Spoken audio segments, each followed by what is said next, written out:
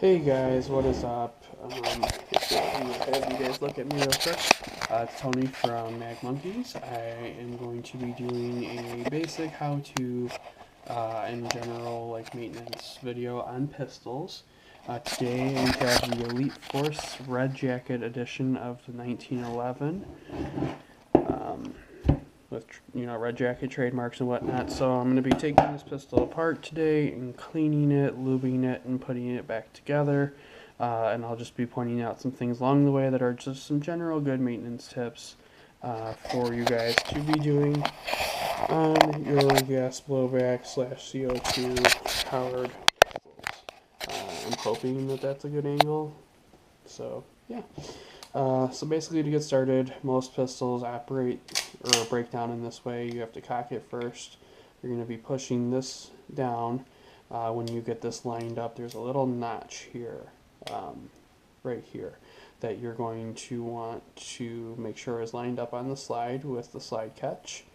You do not want to go all the way to here. Doing this is going to be nothing but frustrating. There's a separate notch that it will not actually catch on very well. It's not meant for it. It's actually meant just for the takedown. So you're going to push the pin there, and then you're going to extract it. Sometimes you might need to get some pliers to pull it out if it's kind of being a little pain in the butt. But there you have it. So this comes out, then the slide should just come off like so. With most pistols, you're going to have what's called a spring guide rod, which is this bit right here. So you're going to go ahead and remove that. Which then will come with the spring guide rod as well as the spring. 1911s are a little different in this, but there's that. This is an extra piece here that's also a part of that same system, so you want to remove that. Then most guns are going to allow you to push the barrel forward and lift it out of here. However, 1911s are a little different. You have to twist this lovely little thing here to the side. I'm sorry that I don't know the technical name. Pull that out, and then this whole inner outer barrel mechanism actually just slides out the front. And then you have another spring that sits here on top of the barrel. You're going to go ahead and remove that spring. And then with this particular gun, you do not have a removable inner barrel from the outer barrel. Some pistols do have that, so if that will come apart, go ahead and pull that apart. But like I said, this one does not, so we do not have to worry about that on this. Things that you're going to want to have when doing maintenance on a pistol: paper towels, very useful. Q-tips for all those hard to reach places, as well as getting inside of the barrel and giving it a decent scrubbing. And then I use both types of oil generally, the spray type as well as just the stuff that you put on. Obviously, I use this quite a bit. I highly recommend this more so than this. This is really something I only use for places that are very hard to get, and the frame with the trigger shears and stuff. Let me clarify that this is just a very basic thing that you should be doing after you use your pistol, even if it's just for test firing, even if it's just a couple of shots. It will make your pistol dirty. I highly recommend that you do this. You really can't over clean your pistols. And if you want them to last you a while, this is something that you're going to do. So we'll start with the paper towels. I'll get that out. You're going to notice that there's a lot of gunk that comes off of this, especially when using CO2. If you don't use lubricated CO2, which I don't because I take apart my guns every time I use them and lube them, you're going to have a lot of that dirt. So basically you're going to scrub every single part of the gun until you get no more gunk coming off of it. Sometimes that can take a while, especially if it's been a while since you've cleaned your pistol, or if you've had a heavier day of use of your pistol, you're going to have more gunk. But you really want to get just about everywhere with it, just as far as cleaning it off. Even when you buy a pistol brand new, I highly recommend that you do this, as long as it's not going to void your warranty, because I've had a lot of pistols come brand new with a lot of not very clean lube on the inside of the pistol, which, yeah, I know they got their warranty and stuff, but as you guys probably know, airsoft warranties are not the best, and you definitely don't want to have any issues with a new gun. So this is more of a preventative thing when you buy something new. So keep that in mind. Always good things to have with you on the field in case you have a problem. Sometimes cleaning and lubing your pistol will solve some problems, and maybe it was just too dirty, maybe things were just slightly out of alignment, whatnot. Definitely does not hurt to do this often, and that is why, like I said, I do this every time that I use a pistol for the game. Talking a little bit more about the Elite Force 1911, this gun gets a lot of mixed reviews, to be quite honest. Some people love it, some people hate it. I personally am a huge fan. I own 3 of them myself. I think they're a great gun for beginner. This gun can stand up to a lot of abuse. It can be dropped. It's full metal. It's OEM'd or originally manufactured by KWC, so there's lots of good things to say about that company. They're kind of like the KWA of CO2. Highly recommend any of their guns for CO2 use. They build really good stuff. So that's kind of this gun in a nutshell. They make the TAC model, which is this exact same gun, just with a tan frame. And they also make the standard 1911 government issue model without the tactical rail. All of them are really good guns. All the magazines are compatible with each other. They do not make a gas mag for this gun, so that is something to be aware of. Also, they do make an extended mag, so right now these mags hold 14 rounds. The extended mag, I think, doubles that to like 28, if I'm not mistaken about that, or it might be 30 or something like that. But they are pretty cool. I had some, unfortunately. They got stolen from me. So, yeah. But they are a really good gun. They're very reliable. The hop-up adjustment is located right here. It's this little flywheel. It's kind of a pain to get to, and it doesn't necessarily hold very well, but there is that. So there are some downsides to this pistol. My biggest complaint being that the inner barrel is not removable, which makes it extremely difficult to do any type of upgrade to this without damaging this hop-up system. So that part kind of sucks. If you really, really wanted to get this thing out, I guess you could Dremel through these little things here on the side, or just this one little thing here that keeps it locked in place, and then you could get it out. But then, it might not function correctly because that's not how it was designed. You're going to also notice that I am cleaning the springs. This is really important to do with any pistol, especially if it's got more than one spring. Springs are awesome, and they are the livelihood of your pistol. If they lose their tension, if you stretch them out, you will have a not so good functioning pistol. So you'll notice as I clean them, I just basically twist them while putting a little bit of pressure on from the paper towels from each side, and usually you can see there's some marks there from the spring. So it gets it fairly clean by doing it this way. And I might do it a couple of times if it's especially dirty, or if I'm feeling like an oily residue on my fingers, although probably feeling that just from just about anything at this point. So, always just double checking the parts, making sure everything's good here. Even if it doesn't serve a huge mechanical purpose, it's always good just to have things clean so things can run really smoothly. And you might have noticed the shine from that. That's from the lube. We'll get to that part right now. So I am fairly comfortable that this gun is clean. I'm just going to double check everything. Like I said, it doesn't hurt to do that, so it's always a good idea. Get the sears and everything. The safety, if you want that to not break, you want to make sure that you're cleaning that area as well. So I'm done with cleaning this gun. Now the next step is lubricating this gun. So I'm actually going to start off with the spray lube. It doesn't really matter which order you do this in. This is just the order that I'm doing it in today. It doesn't mean it's the right or wrong way. So spray lube, I'm going to be looking for things. There's a little silver piece down here in the mag well. Can't really get to that very well with standard lube, so I'm going to put a little lube in there, and I'm going to actually work it in to the part by making the part move.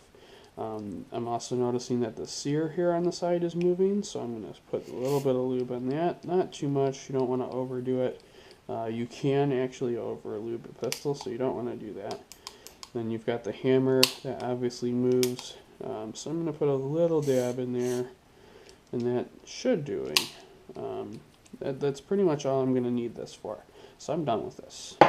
The other thing that you want to move or lube, and you can look for it by any of this like silver polished look stuff, is any metal on metal contact. That's extremely important to keep lubricated because there's friction going on there, and the lubrication will help minimize the friction and keep things moving smoothly. There's generally rails on the pistol where the slide slit sits on. I always put lube on that. Both top and bottom. You just want to put a light coating on. You don't want to go crazy with this stuff. You get things too lubricated, you could have things falling apart on you, things like that. So you definitely don't want to do that. So the lower part of the gun is done now. I'm going to put some lubricant on the inside of these rails here. That's where it slides onto the gun, so that's really important to have that lubricated. There's also the nozzle, and the nozzle has return springs, so if your nozzle is not coming back like that when you pull on it, that means it's time to replace those return springs. Usually it's not super recommended, but if you're in a jam and you need to get this pistol back out, a spring from a ballpoint pen will generally fit on one side or the other, and both nozzle return springs will be the same size. So in a jam you can do it for the day. I definitely don't recommend it for long-term use. Definitely want to go get the ones that the manufacturer provides, which you can generally order. So that's working fine. I'm not going to worry about that. Put a little lube if you want to help those springs out on the top of the nozzle here, never on the front. I'll explain why in a second. So it's actually been a while since I've done this, and I wouldn't do this necessarily every time, but it does help. And why is the lube not coming out? Because I have like 0 left. So just kind of work it in there. You notice that I've been moving this, so you don't want to do that a whole lot because once again that can stretch those springs and you don't want to do that. So there's that. Now it's kind of time to put things back together. So it's the same exact process but in reverse. So we're going to first start out with the inner and outer barrel assembly sliding in through the front, and that's going to align into the nozzle. So I did actually say I'd come back to that part, and this is why you don't put any lube on the front of the nozzle. The nozzle is going to make contact inside of here, which is where your BBs are going to be, and that's also where the hop-up rubber is. You do not, under any circumstance, want lubricant to go into the hop-up because it can touch the hop-up rubber, which will cause it to swell. And that can be make your pistol prone to jamming. It can also make it misfire. It can do weird things with the hop of the BB and whatnot, so you just really want to avoid doing that. So putting it back together, barrel goes first, then you want to secure that with this. Sorry, once again, I don't know the formal name for that. So that's all set. Then you're going to take this piece. You'll notice it's flat on one side for this particular gun. Not all 1911s have this piece flat. This one does, so it makes it kind of easy. You're going to put that in like so. It won't really rotate on you at all, and it'll be secure in place. Now, when I say secure, this barrel is going to move, but it can't leave the front of the gun. And then with this piece in place, it also helps. So then you've got the smaller spring, and you know what? I just realized I forgot a step. I'm sorry. So before you do any of that, you're going to make sure that you put the barrel spring back on. That is a big mistake on my part. Sometimes these guns don't actually require that spring to function. It's just definitely there to provide some other assistance with the recoil. So, I mean, it might not need it, but it definitely something if I have, I'm going to put it in. Spring goes in to said gun, and voila. This thing can be a little finicky sometimes. Forgot this as well. So this is the spring guide rod. So this part will actually sit on the top of the spring ride guide, or I'm sorry, the spring will sit on this will sit in here. You feed the spring in. You knew something didn't feel right. And then this has a little hole here, you'll see. It's going to line up with that little piece of metal, which is right here. There you have it. Then you're going to go ahead and slide it back on to the rails like so. And then you're going to align that little hump with the square hole that's there. Put your pin into the hole.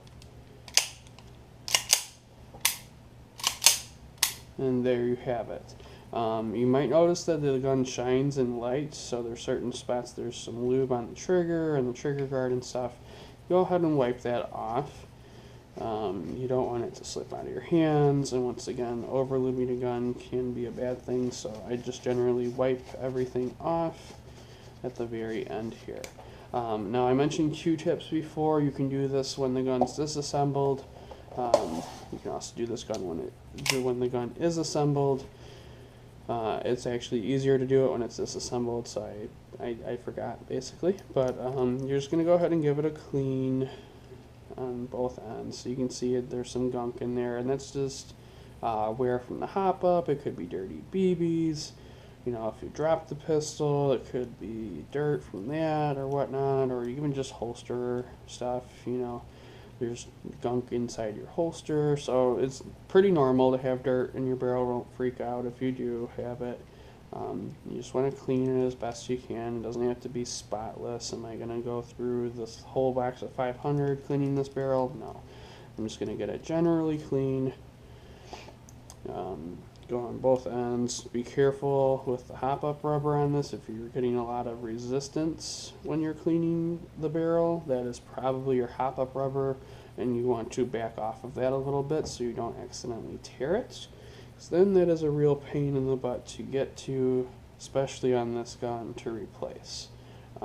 So there is that. Alright, so that is how you disassemble a 1911, along with some general pointers for cleaning our pistol. Hope you guys liked the video. Feel free to like and subscribe. Also check out both of our channels. We have Mag Monkeys, which is our non-edited channel, and we have Mag Monkeys Airsoft, which is our edited channel. Thanks guys for watching.